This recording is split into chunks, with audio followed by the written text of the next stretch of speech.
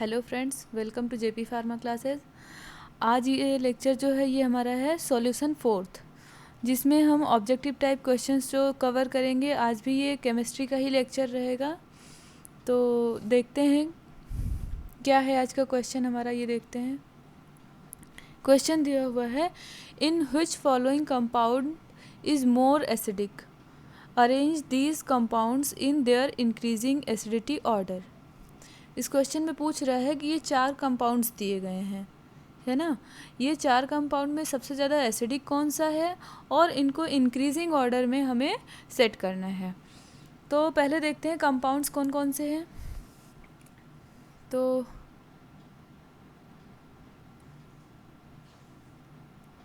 First देखो हमारा ये क्या है, CH3CH2OH, जिसको हम क्या बोलते हैं, इथाइल एल्कोहल। देन नेक्स्ट दिया हुआ है यहाँ पे बेंजीन रिंग पे हाइड्रोक्सिल ग्रुप लगा हुआ है, तो ये हमारा क्या है, एक फिनॉल। देन नेक्स्ट दिया हुआ है बेंजीन रिंग के ऊपर फिनॉल ग्रुप लगा हुआ है और साथ में इसमें एक NO2 ग्रुप लगा हुआ है, और ये किस पोजीशन पे लगा हुआ है। तो इसके पहले भी हमने क्लास ली थी, तो उसमें बताया था कि उसकी नंबरिंग कैसे की जाती है। एक क्वेश्चन हमने अटेम्प्ट किया था।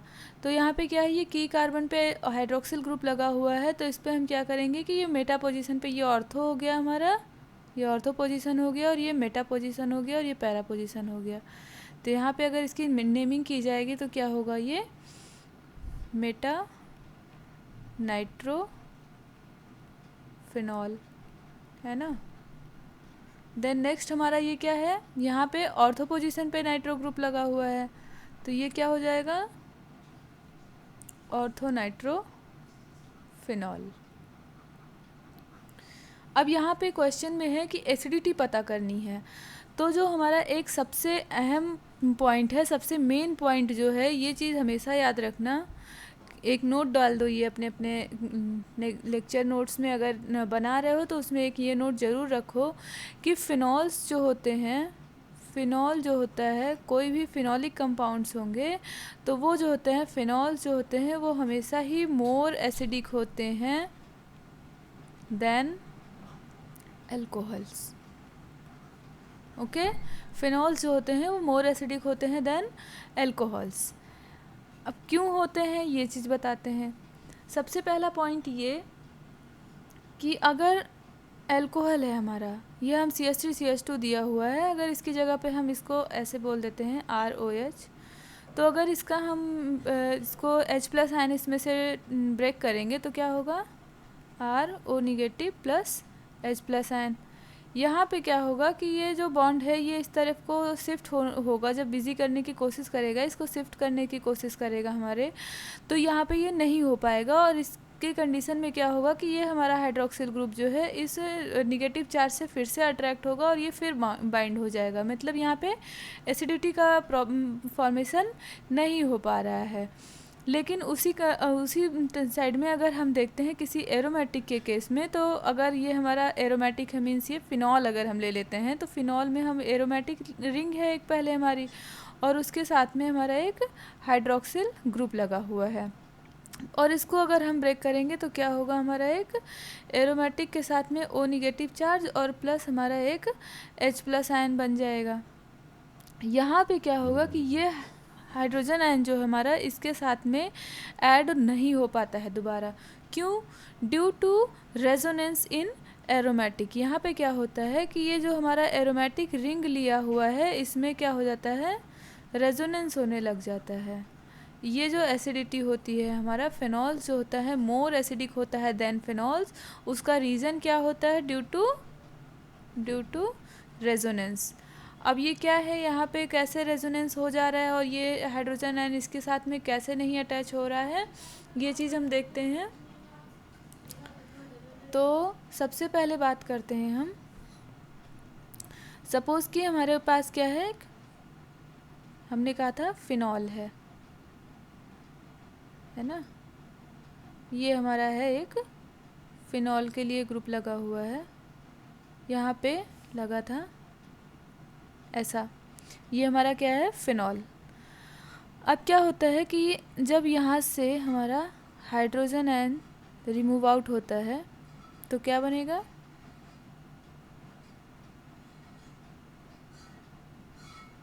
इस तरीके से कुछ स्ट्रक्चर हो जाएगा, यहाँ पे एक निगेटिव चार्ज होगा, है ना। अब क्या होता है कि ये इसमें एक रेजोनेंस स्ट्रक्चर तैयार होने लग जाता है। तो क्या होता है कि ये जो अपना यहाँ पे जो ये निगेटिव चार्ज है, इस ये मतलब लोन पेयर इलेक्ट्रॉन है हमारे ऑक्सीजन पे, तो ये क्या होता है, ये शिफ्ट हो जाता है इस बॉन्ड पे, और जब ये शिफ्ट होता है यहाँ पे तो ये पाई बॉन्ड जो है रेजोनेंस स्ट्रक्चर करके इस कार्बन पे शिफ्ट होता है। तो जो इसका स्ट्रक्चर बन के आएगा वो क्या बनेगा,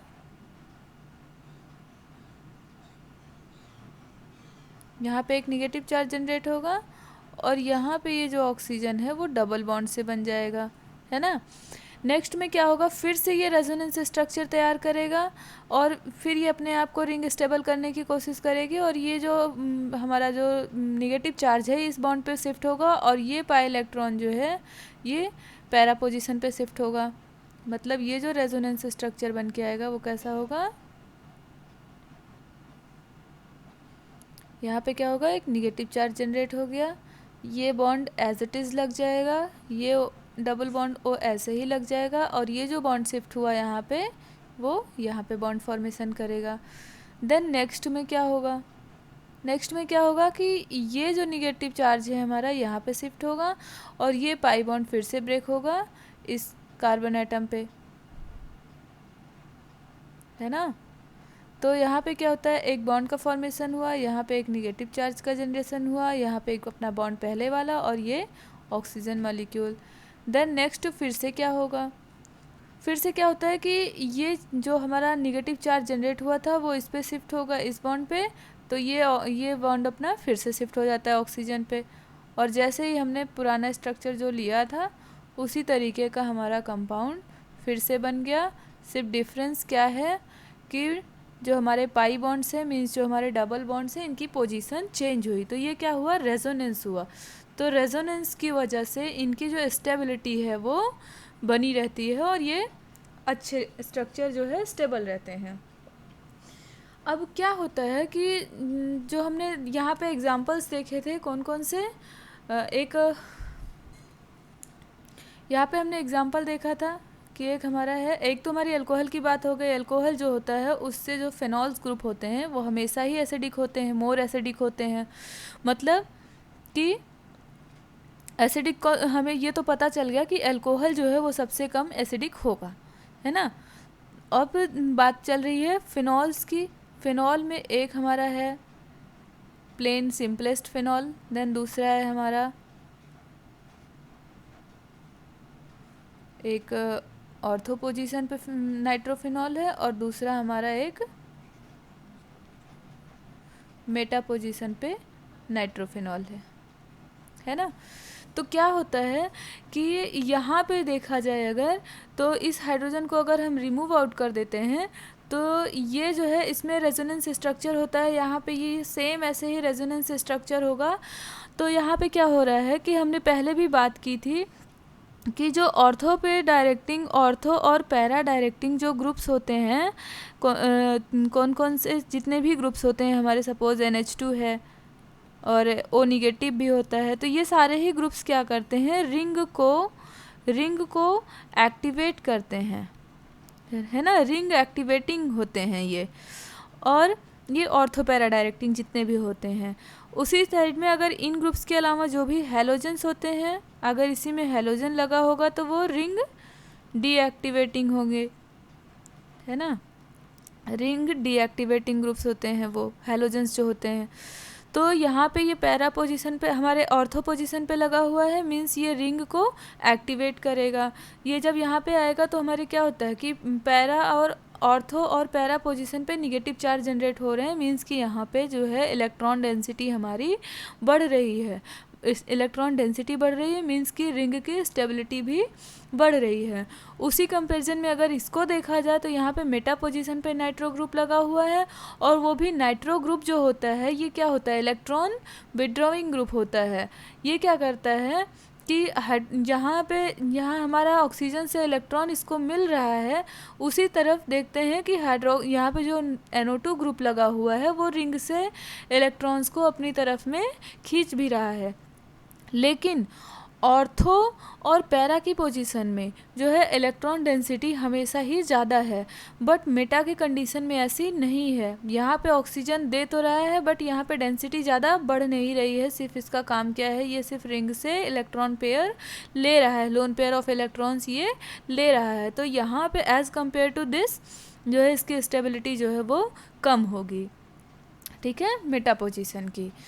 तो इस पे जो है कुछ अगर इसके हम देख लेते हैं कि मतलब इंक्रीजिंग ऑर्डर में, तो सबसे पहले कौन सा हो जाएगा हमारा, ऑर्थो डायरेक्टिंग हो जाएगा। ऑर्थो नाइट्रोफिनाइल जो है आंसर जो होगा इसका ऑर्थो नाइट्रोफिनॉल।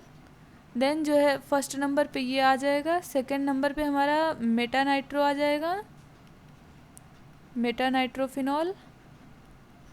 थर्ड पे हमारा जो है सिंपल फिनॉल आ जाएगा, और सबसे कम जो एसिडिक होगा वो कौन होगा, फोर्थ नंबर पे एल्कोहल।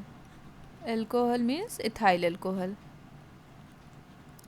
ठीक है। अब ये जो फिनोमिना मैंने बताया, इस पे हमारे दो रिएक्शंस होती हैं, वो बेस्ड होती हैं। कौन कौन सी हैं वो रिएक्शंस, एक होती है, फर्स्ट रिएक्शन हम देखते हैं, एक होती है हमारी रीमर-टी-मैन रिएक्शन, ठीक है, रीमर-टी-मैन रिएक्शन। इसको हम एल्डिहाइड फॉर्मेशन रिएक्शन भी बोलते हैं, मीन्स इसमें एल्डिहाइड का फॉर्मेशन होता है, एल्डिहाइड फॉर्मेशन, ठीक है, एल्डिहाइड फॉर्मेशन रिएक्शन भी इसको हम बोलते हैं। तो इसमें क्या होता है कि रीमर-टी-मैन रिएक्शन में होता क्या है, सबसे पहले क्या होता है, फिनॉल जो होता है, फिनॉल की रिएक्शन करवाते हैं हम क्लोरोफॉर्म से, CH3Cl2 से, in the presence of aqueous sodium hydroxide, ठीक है। जब इसकी रिएक्शन करवाते हैं तो ये एल्डिहाइड का फॉर्मेशन कर रहा है ना। तो यहाँ पे क्या होगा, ये हमारा, इसको हम इस तरीके से लिख सकते हैं OH, और साथ में ही एक एल्डिहाइड ग्रुप लगा तो C डबल बॉन्ड O और HCHO।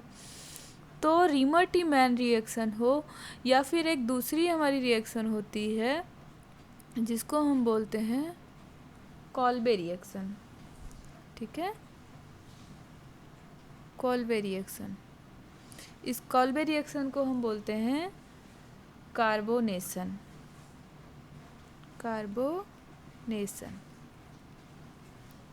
तो इन दोनों ही टाइप के रिएक्शन में क्या होता है कि इन दोनों ही टाइप के रिएक्शंस में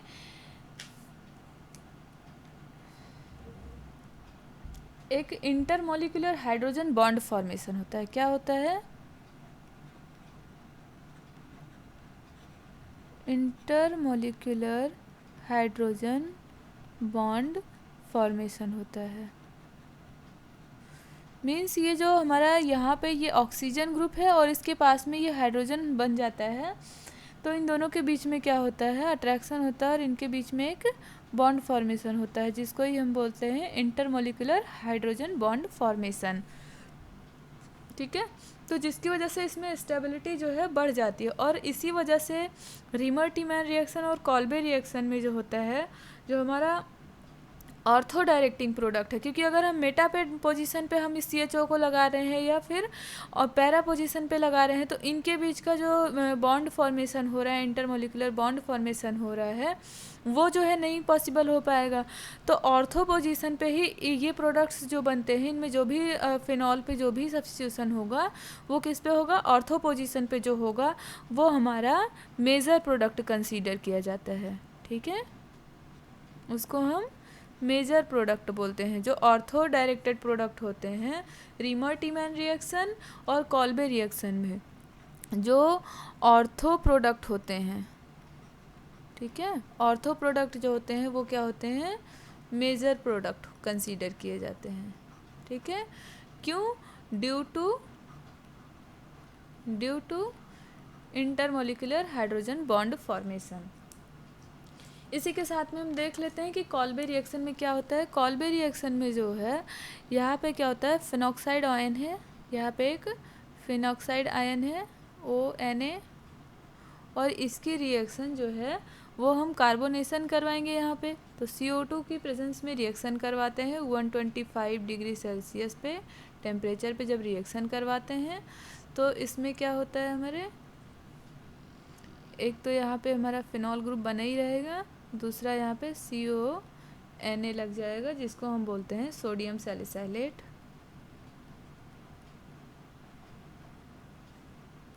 सोडियम सैलिसाइलेट बोलते हैं, या इसको ही हम सोडियम ऑर्थो हाइड्रोक्सी बेंजोएट,